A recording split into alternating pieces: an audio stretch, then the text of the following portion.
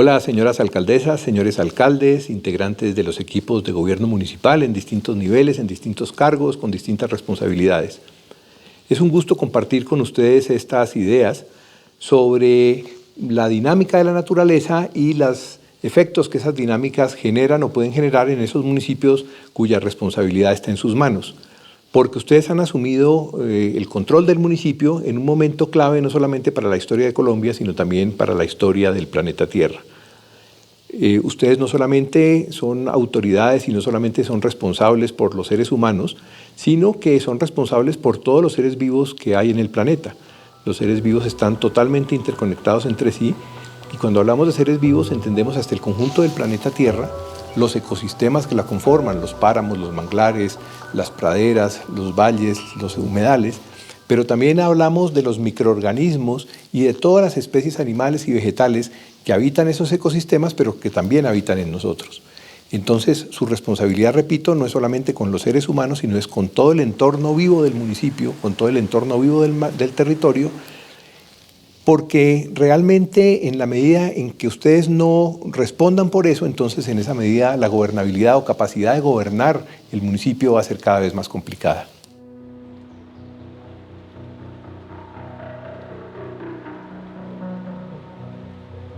Se habrán dado cuenta ustedes de cómo parecería que están aumentando los desastres en el planeta Tierra, inclusive en Colombia. A veces pensamos si será que hay más inundaciones que antes, o más sequías que antes, o más erupciones volcánicas que antes. Y efectivamente, en algunos casos, particularmente con lo que tiene que ver con el clima, pues sí hay eventos mucho más fuertes, eventos mucho más prolongados, eventos que de pronto aparecen por fuera de las épocas en que aparecían normalmente. Seguramente no hay más erupciones volcánicas, ni hay más terremotos. Pero con el clima el asunto sí está variando porque una de las formas a través de las cuales el planeta Tierra expresa de manera más permanente y más evidente su condición de ser vivo es a través del clima. El clima pues son las condiciones de temperatura, lluviosidad, humedad atmosférica en un periodo prolongado más o menos de 30 años y el tiempo pues es lo que ocurre de un momento a otro y los cambios que ocurren en cortos periodos o en periodos un poco más largos, como por ejemplo las estaciones del año. Es importante esa diferenciación entre clima y tiempo. Y el clima y el tiempo, pues no solamente son algo que ocurre por allá como un telón de fondo, sino que son, y eso tenemos que reconocerlo cada vez más, actores del territorio. Ahora hay que negociar con el clima, hay que gestionar el clima, hay que tener en cuenta el clima, los factores climáticos en todas las decisiones que se toman. Y de esa manera, con seguridad, se va a poder reducir la probabilidad de que ocurran desastres. Muchas de las personas que nos están oyendo seguramente son papás y mamás y tienen niños pequeños y se habrán dado cuenta de que cuando un virus le cae al niño o a la niña, pues su organismo para defenderse produce fiebre. La fiebre entonces es parte de la respuesta inmunológica, es decir, de la capacidad del organismo para autoorganizarse, para rechazar ese virus que lo está atacando. Lo mismo ocurre con el planeta Tierra porque el planeta Tierra también es un organismo vivo y es un organismo vivo al cual los seres vivos que formamos parte de él le otorgamos esa condición. Cuando nosotros los seres humanos a lo largo de los años que llevamos habitando este planeta y particularmente en los últimos 150 años, desde los inicios de la revolución industrial, comenzamos a transformar la composición de la atmósfera y a cambiar de manera muy radical los usos del suelo en muchos lugares del mundo. Entonces hemos obligado a ese sistema inmunológico del planeta a reorganizarse. En alguna manera metafórica y de pronto no tan metafórica, podríamos decir que lo hemos obligado a generar fiebre y esa fiebre está tratando de liberarse de ese virus que lo está afectando. El problema es que ese virus somos los seres humanos y por supuesto nuestra principal responsabilidad ética está con los seres humanos, está con la calidad de vida de las comunidades humanas y particularmente en su caso de las comunidades que forman parte de esos municipios que ustedes tienen en sus manos. Pero por supuesto si queremos permanecer en este planeta tenemos entonces que transformar la manera como nos estamos relacionando con la Tierra, transformar la manera como administramos el desarrollo, como lo concebimos y tenemos necesariamente que cuestionar el tipo de impactos que estamos generando en la Tierra para no obligar al sistema inmunológico de la Tierra a tratar de sacarnos. Oímos con frecuencia hablar de que tenemos que salvar el planeta Tierra y resulta que el planeta Tierra se está salvando solo, sin ningún problema. Lo que tenemos que salvar es la posibilidad de los seres humanos, la posibilidad de nuestra especie de seguir en este planeta. Y en el caso de ustedes, pues eso no es una responsabilidad abstracta, no es solamente una reflexión filosófica o teórica, sino es la responsabilidad que tienen todos los días, porque precisamente para eso fueron elegidos y las personas que integran los gabinetes para eso fueron nombradas, para precisamente garantizar la vida, la seguridad, la calidad integral de la existencia de las comunidades que forman parte de ese municipio sobre el cual ustedes gobiernan y del cual ustedes también son parte. Oímos hablar con frecuencia del cambio climático. Bueno, el cambio climático es una característica del clima, como su nombre lo indica, y vámonos un poco más atrás. Quizá la característica primordial, esencial del clima es que está cambiando de manera permanente. Cambia de un mes a otro, de un año a otro, de una década a otra, pero también cambia de una hora a otra. Es muy común que amanezcamos con un cielo absolutamente nublado, lluvioso, que a mediodía ya esté haciendo sol y que por la tarde haya mucho calor, por ejemplo. O al contrario, que amanecemos con una mañana despejada, muy caliente, a mediodía comienzan los truenos y por la tarde tenemos una gran tempestad. Eso es la variabilidad climática y repito, eso es de la esencia del clima. Sin embargo, de un tiempo acá se le ha dado convencionalmente el nombre de cambio climático a las manifestaciones o a los impactos que tiene sobre el clima la manera como los seres humanos hemos ido interpretando y llevando a cabo el desarrollo, y particularmente la respuesta del clima a la gran cantidad de gases de efecto invernadero que hemos inyectado en la atmósfera terrestre y que han cambiado o están cambiando la composición de la atmósfera terrestre. Oímos también hablar mucho del efecto invernadero y a veces injustamente se concibe el efecto invernadero como algo malo, como algo que le ha ocurrido al planeta Tierra y a la humanidad y que realmente es muy grave, cuando realmente nuestra existencia en este planeta de alguna manera o en gran medida más bien se debe a la existencia del efecto invernadero. Piensen ustedes que están en un municipio de clima caliente, están pasando la noche, han ido de vacaciones y resulta que por algún motivo esa noche está un poco fría y entonces se cubren con una sábana y pasan muy buena noche porque ese frío que no los dejaba dormir, pues inmediatamente pasa al ponerse la sábana. Pero por supuesto la sábana no trae el calor. Lo que la sábana hace es evitar que el calor del cuerpo escape y entonces lo mantiene ahí con ustedes y entonces pasan muy buena noche. Eso está muy bien, eso es el efecto invernadero y el papel que hace la sábana o la función que cumple la sábana la cumple en el planeta Tierra los llamados gases de efecto invernadero, de los cuales el vapor de agua es muy importante, el gas carbónico, el metano y otros. Sin embargo, imagínense ustedes que la siguiente noche, en lugar de taparse solamente con una sábana, se emocionan tanto por la noche tan buena que pasaron la víspera que resuelven echarse 3 cobijas de lana, de esas con tigres. Y entonces, pues, ¿cómo amanecen a la mañana siguiente? Pues, por supuesto, van a amanecer enfermos, o furiosos, o sudando, o han pasado muy mala noche porque el calor no los deja dormir. Entonces, algo que es muy bueno, como la sábana, como el efecto invernadero que generan esos gases que hacen el papel de la sábana, se puede convertir en una pesadilla cuando ya no es una sábana, sino son 3 cobijas de lana. Y eso es lo que está pasando. Normalmente el efecto invernadero hace que el calor que viene del Sol y que refleja en la superficie de la Tierra no se disperse totalmente en el espacio, sino que una parte quede guardada, digamos, en la atmósfera terrestre, entre la atmósfera terrestre y la corteza, y gracias a eso la temperatura promedio del planeta es aproximadamente de 15 grados Celsius más y no de menos 18 grados Celsius, que sería la temperatura si no hubiera efecto invernadero. A lo mejor igual habríamos evolucionado, pero seríamos todos pingüinos o estaríamos acostumbrados a otro tipo de condiciones de vida. Pero cuando nosotros comenzamos a sacar del fondo de la Tierra todo el gas carbónico, o todo el carbono más bien,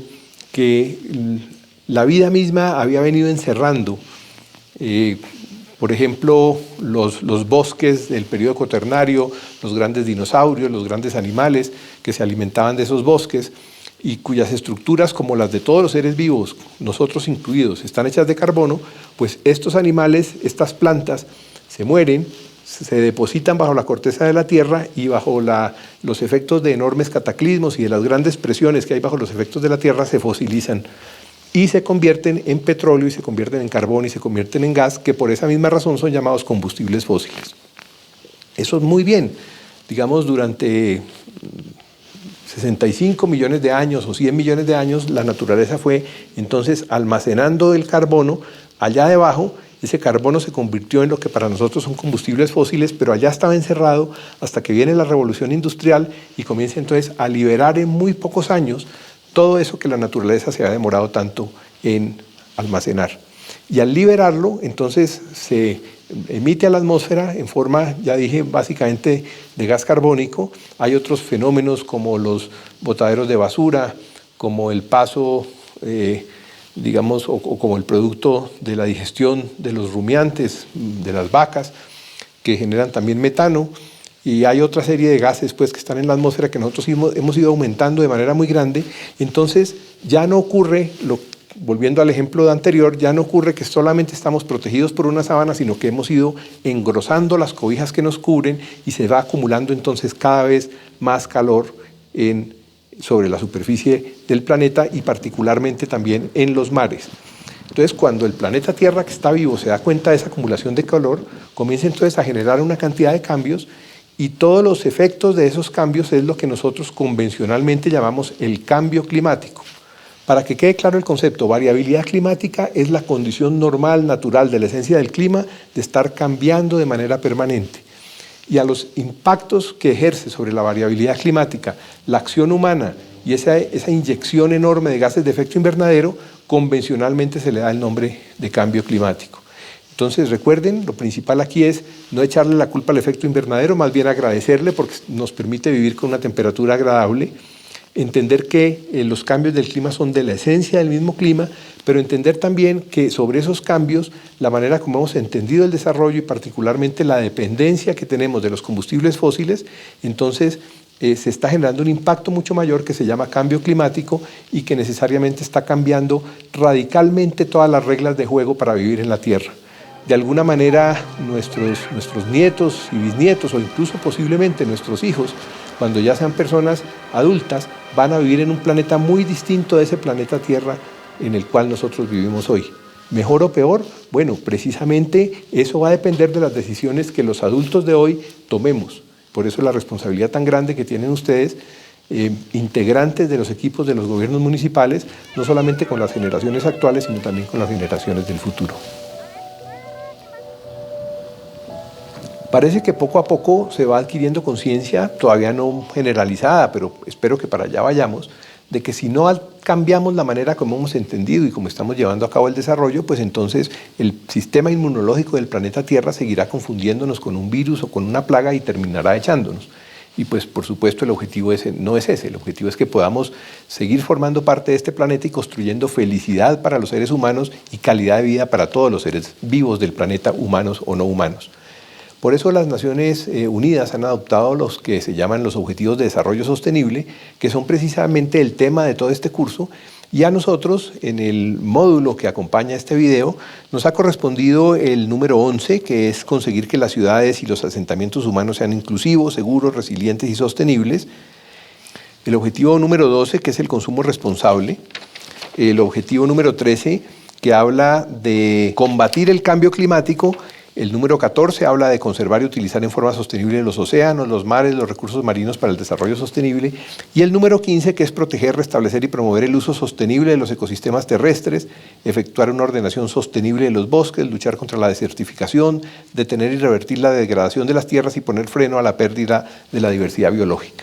Bueno, estos objetivos, al igual que todo el conjunto de los 17 objetivos de desarrollo sostenible, tenemos que entenderlos no como piezas separadas, sino realmente como los engranajes de un sistema muy complejo, de ese reloj vivo que son los seres vivos, y cuando digo reloj es porque una cantidad, digamos, de piezas, de engranajes que están interconectados, y saber que cuando movemos uno de esos engranajes, entonces se tienen que mover todos los otros, y saber también que si uno de los engranajes se traba, pues entonces se va a trabar todo el mecanismo, se va a obstaculizar todo el mecanismo. Eso es lo que se llama efectos sinérgicos, y que no solamente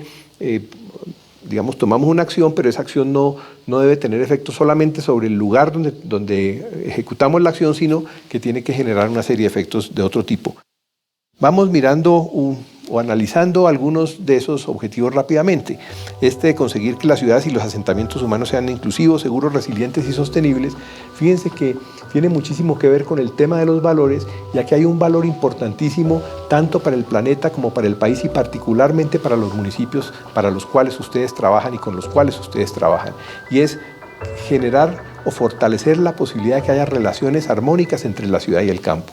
La sostenibilidad de las ciudades no se construye solamente del borde urbano de la ciudad hacia adentro, sino que la sostenibilidad de la ciudad depende precisamente de que pueda establecer unas relaciones de reciprocidad, de solidaridad y de equidad con el campo. El agua viene del campo, la energía eléctrica viene del campo, los alimentos vienen del campo, mucha gente viene del campo a las ciudades y en la medida en que haya mejor calidad de vida para los campesinos, en esa medida entonces van a poder seguir contribuyendo a las ciudades y puede haber entonces también mayor calidad de vida para las ciudades. El problema es que muchas veces nosotros recibimos todo eso del campo, pero nosotros no devolvemos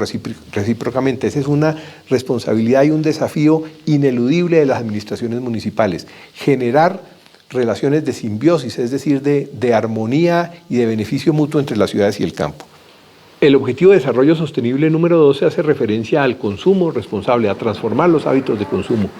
Fíjense una cosa que es muy curiosa y es que nosotros solemos considerar capacidad de consumo como un sinónimo de felicidad, como un sinónimo de éxito. Entonces, mientras más consumimos, nos ha ido mejor, tanto si consumimos bienes materiales o si consumimos energía. Fíjense ustedes una cosa, en datos que en este momento no son muy actualizados, pero que les dan una idea del rango. Normalmente, todos los días en Bogotá, los 8 millones de personas que habitamos en esta ciudad, lanzamos al relleno Doña Juana 5.000 toneladas de desechos. Y esos 5.000 toneladas de desechos para la época navideña se incrementan a 5.500 o 5.600 toneladas de desechos. Es decir, que en alguna medida agasajamos a los seres que queremos y nos agasajan los seres que nos quieren, dándonos más cosas materiales que generan en último más basura. Entonces aquí tenemos un enorme desafío, un enorme reto, porque esto se da también en escala en los distintos municipios colombianos, y es cómo obtener felicidad, pero más que de consumir, de una utilización, digamos, más racional desde el punto de vista ecológico de la energía y de los bienes que nos rodean. El que no necesariamente el éxito y la felicidad esté ligado al consumo de bienes materiales, sino precisamente a una serie, digamos, de goces espirituales que no necesariamente van a implicar contaminación del planeta. El Objetivo de Desarrollo número 13, habla de combatir el cambio climático, pero realmente, como decíamos ahora, más que de combatir, es de aprender a convivir con los efectos del cambio climático. Y aquí hay dos conceptos que es muy importante que ustedes los tengan muy claros. Uno es el concepto de mitigación, que en el campo del cambio climático quiere decir reducir las emisiones de gases de efecto invernadero. Y el segundo concepto es adaptación, que quiere decir transformarnos para aprender a convivir con ese nuevo planeta en que se está convirtiendo la Tierra como consecuencia del cambio climático. Aquí hay una mala noticia, pero tenemos que ser muy conscientes de eso para no generarnos falsas ilusiones. Si mañana se dejaran de emitir todos los gases de efecto invernadero, si no volviera a funcionar un solo motor de gasolina, si no volviéramos a consumir ni un gramo de petróleo, de todas maneras, todos los gases que ya están ahí en la atmósfera van a seguir allí. Entonces, lo que podemos hacer nosotros, y es muy importante, por supuesto, reducir el uso de combustibles que generan gases de efecto invernadero y hacer todas estas transformaciones que reducen esos gases, pero pensando sobre todo en contribuir a fortalecer las comunidades, a fortalecer los ecosistemas, pero sin pensar que de la noche a la mañana pues va a desaparecer el cambio climático. Pongamos el ejemplo de una persona que se fuma un cartón de cigarrillos diario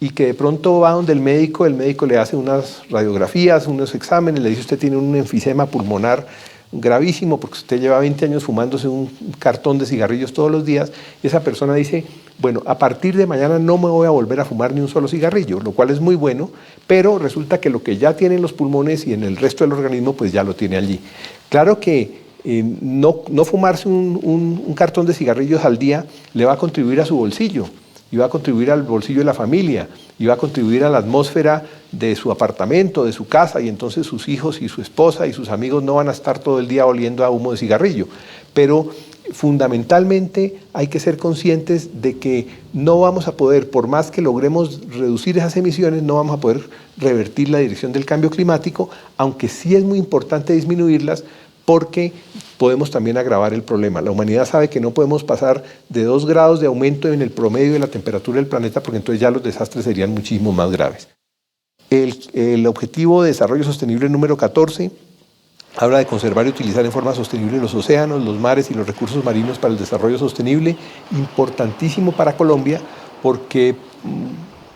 cerca de la mitad, sino un poco más del territorio colombiano son territorios marinos, territorios costeros, territorios insulares. Es decir, a veces si nos dicen dibujemos el mapa de Colombia,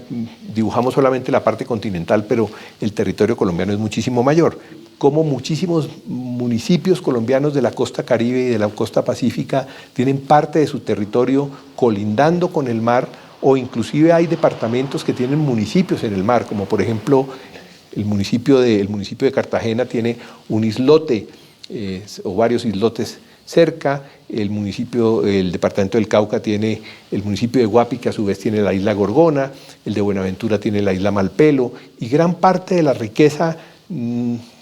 sobre todo en biodiversidad de nuestro país, pues está en los mares. Entonces ahí hay una responsabilidad muy grande, y el alcalde o la alcaldesa y el equipo de gobierno de un municipio costero pues tiene que mirar tanto la zona interior como las zonas de transición entre el mar y la tierra, entre comillas, llamada firme, y también las zonas marinas. Entonces eso hay que tenerlo en cuenta, porque Colombia es un país costero, con la bendición de que tenemos costa sobre los 2 mares. Y el último de los Objetivos de Desarrollo Sostenible en lo que a este módulo respecta es el número 15, proteger, restablecer y promover el uso sostenible de los ecosistemas terrestres, efectuar una ordenación sostenible de los bosques, luchar contra la desertificación, detener y revertir la degradación de las tierras y poner freno a la pérdida de la diversidad biológica.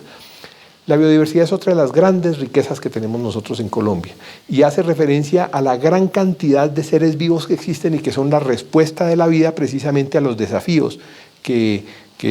todas estas dinámicas planetarias nos han ido imponiendo a los seres vivos desde hace 4.000 millones de años que existe vida en el planeta Tierra. Es decir, una de las mayores riquezas con que puede contar un municipio es su diversidad. Y aquí quiero hacer una mención, porque quizá un punto de partida para ustedes, autoridades municipales, es hacer un reconocimiento de todo aquello en que el municipio es rico. Y el municipio es rico en recursos de biodiversidad, el municipio es rico en recursos de agua, el municipio es rico en culturas étnicas, el municipio es rico en identidad. Y aquí hay un concepto muy importante, que son los irrenunciables. Hay una gran paradoja en el mundo, en Colombia, y muy seguramente en varios de sus municipios existe la misma paradoja, y es que los lugares más ricos en biodiversidad, más ricos en agua, son al mismo tiempo los más pobres en necesidades básicas insatisfechas. Eso quiere decir que esos territorios están dándonos agua, están dándonos calidad de vida, están generando a través de la biodiversidad, digamos así, como los resortes o los amortiguadores que hacen flexible el territorio y que le permiten adaptarse, pero resulta que no reciben en contraprestación lo que deberían recibir. La riqueza fiscal de los municipios fundamentalmente llega a través de los impuestos catastrales, de los impuestos de industria y comercio, etcétera, etcétera. Entonces los municipios que tienen muchos parques nacionales naturales, zonas de reserva forestal, resguardos de comunidades indígenas, territorios de comunidades afrodescendientes, pues no están recibiendo esos impuestos, entonces son pobres fiscalmente, y entonces esa enorme riqueza ecológica y esa enorme riqueza hídrica entonces se está volviendo como un obstáculo. Ahí hay una responsabilidad de ustedes, pero del país entero también, de generar una reciprocidad para que las regiones de Colombia que están recibiendo los beneficios de la biodiversidad y del agua retribuyan de manera solidaria y equitativa a los municipios que las están generando. Pero ojo, no irnos a empobrecer en lo que ya somos ricos. Eso equivaldría a vender los riñones para comprarnos un aparato para diálisis, lo cual es una estupidez. Esos irrenunciables hacen referencia a que no podemos empobrecernos en aquello que somos ricos, porque después no lo vamos a poder conseguir ni pagar con ningún precio. Ustedes dirán, bueno, pero tras de que la agenda de los funcionarios y funcionarias de los equipos de gobierno municipal ya está súper atiborrada y cada vez tenemos más responsabilidades, ahora aparecen nuevas responsabilidades, los objetivos del desarrollo sostenible, la adaptación al cambio climático, la gestión del riesgo, ya no nos alcanzamos para más cosas. Esto es comprensible si se mira de esa manera, pero realmente todo esto lo que está buscando es una manera diferente de hacer lo que de todas maneras tienen que hacer. Por ejemplo, ustedes como funcionarios y funcionarias del municipio y trabajadores de los equipos de gobierno municipal tienen que responder porque haya una oferta suficiente para las necesidades de vivienda de la gente.